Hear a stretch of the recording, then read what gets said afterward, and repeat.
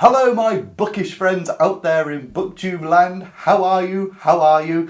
Settle down with a coffee because we're going to take a look at a book haul, February's book haul. I have 5 classics, 2 old ones, 3 modern ones. So, if you're ready, let's dig in. The first classic in this month's book haul is Our Mutual Friend by Charles Dickens. Now I already possess this, but this is the vintage classic with the red spine. And something about the vintage classics is the beautiful flop that you get and the fine quality paper and good size print. I don't know if you can see that. Now, Our Mutual Friend was actually the book written straight after Great Expectations. And that was a bit of a hallmark book by Dickens. In this, Dickens sort of goes quite experimental into structure, the structure of stories. He's really pushing the boundaries. And what a fine tale it cuts. In this book is a labyrinthine plot where all the characters end up being drawn into the vortex of a murder. And the murderer is a man called John Harmon. You see, he has a relative who is a miser and has stored up a fortune that he's made from, London's rubbish tips. And when he dies, he says that he's bequeathing everything to this guy called John Harmon on the premise that he comes home and marries a woman he's never met. So that's a good start. But John Harmon is fished out of the Thames with papers on him which identify him. And obviously if he's murdered, who does the fortune go to? Well, there's a lovely couple called Mr. and Mrs. Boffin that it descends upon. And from here, people begin circling, the sharks smell blood. Because you have a guy called Roxton who he says, I'll work for you Boffins as a private secretary for free for 2 years. I mean, smell a rat much? And he uses this time to observe them, collect data on them, analyse their connections to John Harmon and everything that's going on. There's also a character called Weg, typical Dickensian name. He's interested in hidden treasure linked to the fortune. And then you've got accusations of one person against another boatsman saying this person committed the murder. Why does he accuse him? Because he wants to get the large reward for solving the crime, for finding out who the murderer was. And then you have Lizzie Hexam, this beauty who her and her brother sort of move away from their father, and yet despite not being involved, they end up being drawn right back into the plot. Again, typically Dickensian. Some people in its day thought it was too hard to follow, but in the 20th century this has become ranked as maybe, by some, Dickens' best ever work. Certainly radical compared to a lot of his other stuff. So, Our Mutual Friend, a brilliant murder mystery with all the knotty ties and caricatures that only Dickens can write. So let's read the first paragraph. In these times of ours, though concerning the exact year there is no need to be precise, a boat of dirty and disreputable appearance with 2 figures in it floated on the Thames between Southwark Bridge, which is of iron, and London Bridge, which is of stone, as an autumn evening was closing in. What a simple yet atmospheric opening to a book. The second book on my haul this week is an exciting one. It's another old one, and it is the highly acclaimed and renowned Swann's Way by Marcel Proust, part of the In Search of Lost Time epic saga. Do you know In Search of Lost Time, over the 4 volumes, comes in at a staggering 1.25 million words. So it might take me a while to get through the whole lot. But Swann's Way is the start of it, and you get the narrator who never ever is definitively identified, but it starts with their childhood and going to bed. And then begins a sequence of memories in which one of them is his father's friend, Charles Swann, hence the Way of Swann. And he can only remember one thing about him. And that is, because he was around one evening, he stole his mother's goodnight kiss.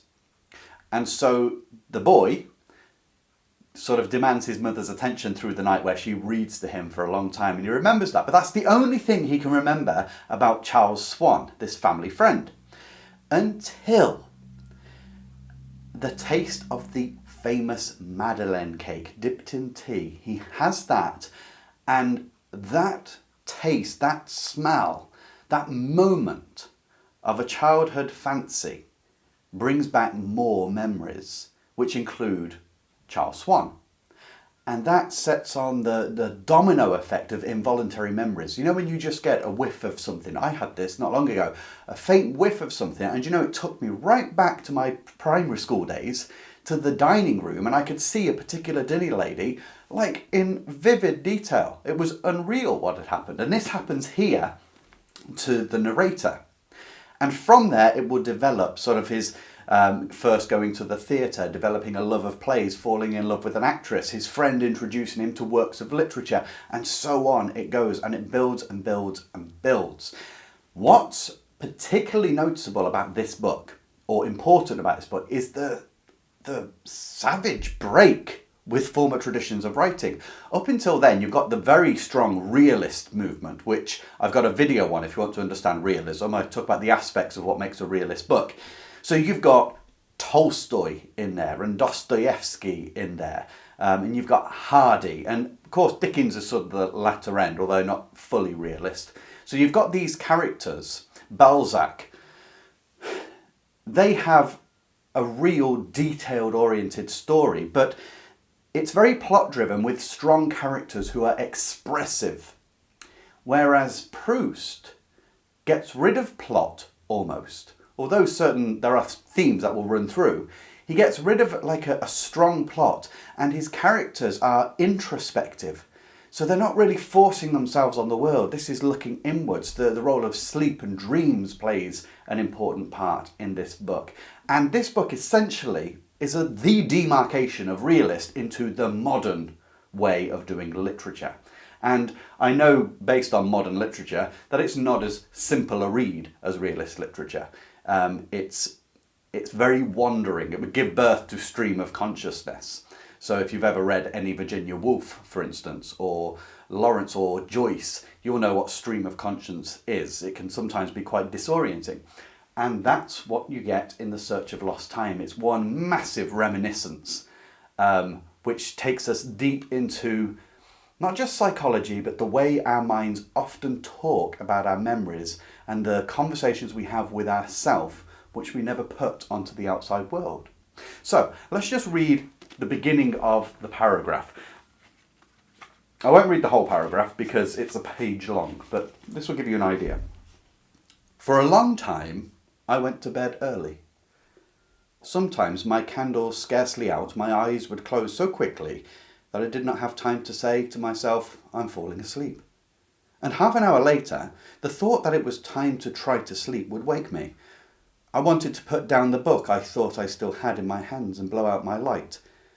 I had not ceased while sleeping to form reflections on what I had just read, but these reflections had taken a rather peculiar turn. It seemed to me that I myself was what the book was talking about, a church, a quartet, the rivalry between Francois I and Charles V. This belief lived on for a few seconds after my waking. It did not shock my reason, but lay heavy, like scales on my eyes, and kept them from realising that the candlestick was no longer lit. That's a very interesting reminiscence, dreamlike memory, nostalgia introduction, and so it goes on. So that sort of sets the pattern, I suppose, for the rest of the book. The third book on this month's book haul is Daphne du Maurier's Jamaica Inn. I know a lot of you will have already read this. I haven't. The only Daphne du Maurier I've read is The Scapegoat, but I've heard tons about it. Now, Jamaica Inn. In this story, you have Mary Yellen down in Cornwall, near the town of Launceston, and after losing her parents, I think it is, she goes off to meet or find her uncle and aunt. The uncle is called Joss and the aunt is called Patience, and they run the Jamaica Inn on the Cornish coast. But all is not as it seems. When she gets there, her aunt Patience is this shadow of a figure of what she remembered her to be, and is cruelly ruled over by her uncle Joss. And as she stays at the inn, she notices that there are no visitors, as in no stayers overnight. People only come to get drunk, really. And she suspects that it's just a place where smugglers attend. But the plot thickens. They're not just smugglers, but they're wreckers as well. People who trick ships to coming onto the rocks so they can murder the crew and steal the goods that are on board. And she's pulled into this, but is trying to find a way out. Like a lot of du Maurier's works, this has got that Gothic vibe. It stands astride classical literature, yet ticking off all the things that the sort of modern public would want to read. And of course, she became one of the most famous authoresses of her day. People love du Maurier.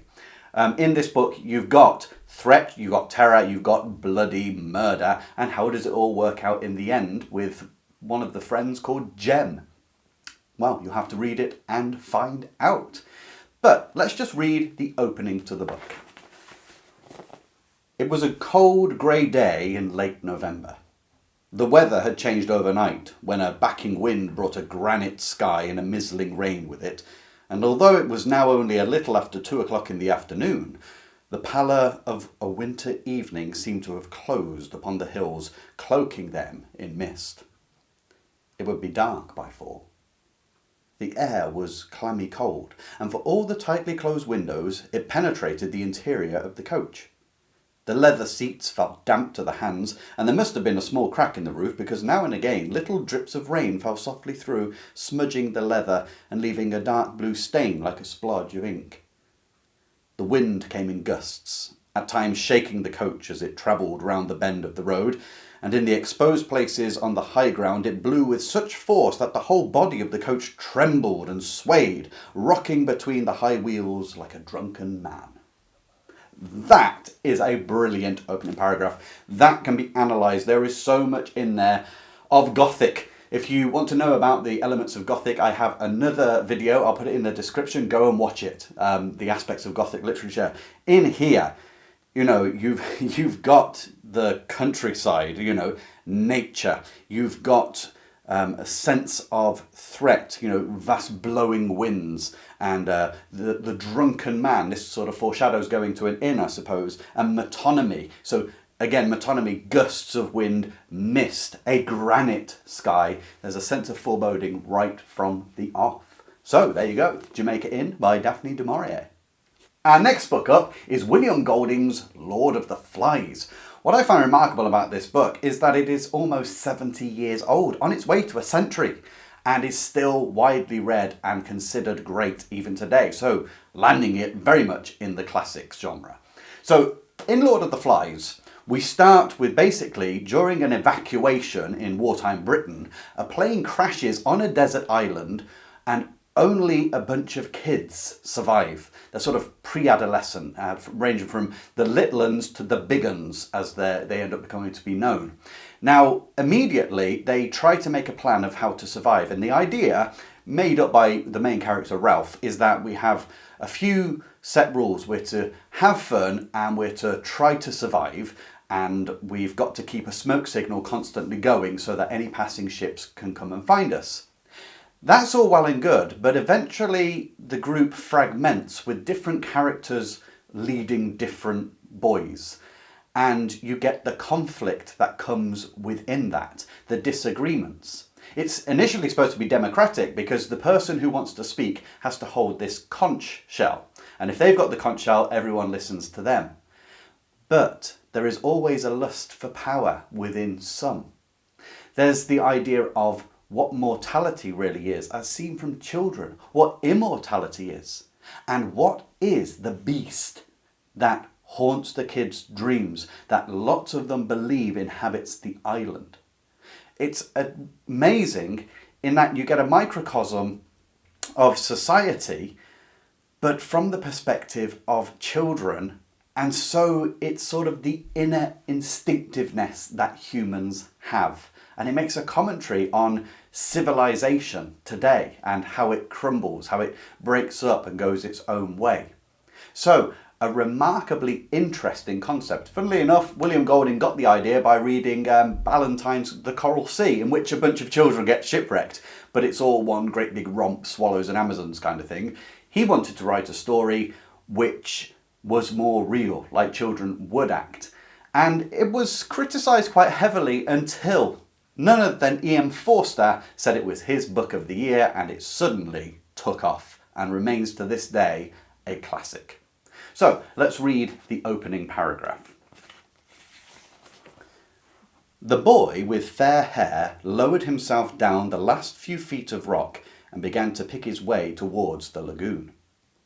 Though he had taken off his school sweater and trailed it now from one hand, his grey shirt stuck to him and his hair was plastered to his forehead. All round him, the long scar smashed into the jungle was a bath of heat. He was clambering heavily among the creepers and broken trunks when a bird, a vision of red and yellow, flashed upwards with a witch-like cry, and this cry was echoed by another. What an excellent opening. That must have took some time to come up with that. Notice how it lands us in school days with the school uniform, but then the scar through the jungle suddenly tells us we're in an unusual setting with exotic animals. In the space of like 8 lines, we've got the ordinary entering the unordinary. Excellent opening. Our last and 5th book in this month's book haul is The Leopard by Giovanni Tomasi de Lampedusa. This book, sadly, the author never saw it published. It was disputed and it was divisive and argued over by all sides, which actually is the mark of a real good book. When both sides think they're being attacked, the chances are there's a certain amount of truth in the story. What the book focuses on is the Salina family, who, with their patriarch Don Fabrizio, who are part of the 2 kingdoms of Sicily. Now, Sicily being sort of the larger kingdom out of all of the states of Italy before unification. But this happens in 1860, which is when Giuseppe Garibaldi is busy with his red shirts trying to unite Italy, and he's just landed on the shores of Sicily. And what we have is Don Fabrizio trying to come to terms with the changing order of things, the nationalist movement that's up and coming. And it deals with a lot of his family as well, in particular his nephew Tancredi, who is noble-minded and aristocratic, but sees the benefits of a republic, of a nationally united Italy, and how he should go and join that rather than be loyal to the aristocracy. Now, I don't know a lot about the book, but I know it covers sort of the life of the aristocracy, the inner thinkings about change, and it was criticised by conservatives in the 20th century. Because it said it portrayed the aristocracy of Italy in the 1800s as debauched and sort of decadent and all that kind of stuff. And they said that was a bit too inaccurate. But at the same time, it angered the left wing, because specifically the Communist Party, which is big in Italy, because its portrayal of Sicilian peasants wasn't Marxist enough. Lampedusa, well, I say Lampedusa, that's de Lampedusa means of Lampedusa, which is a small island south of Sicily near the African coast. Tomasi, he knew what he was talking about because he himself was a minor prince in the Sicilian kingdom, and he's sort of reflecting on that time period before change. And although it's called the Leopard, the actual word that's used I can't think of the exact word at the moment, but it's the serval, which is like a leopard, but it's sort of a small cat, spotted on the North African coast, but came to be called the Leopard, which I believe is symbolic of Don Fabrizio himself, or the line of the Salinas, the aristocracy in the Kingdom of Sicily.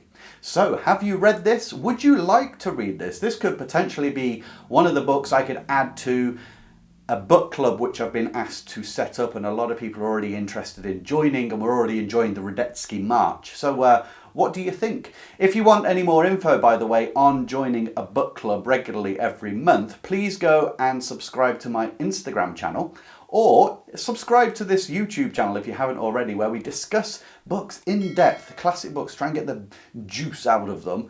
And yeah, you'll find upcoming alerts for anything we do, like a read along here as well. So that was the last book, The Leopard by Tomasi de Lampedusa. Have you read it? Have you read any of these, or did any catch your interest? Until the next time, I wish you joy in your reading.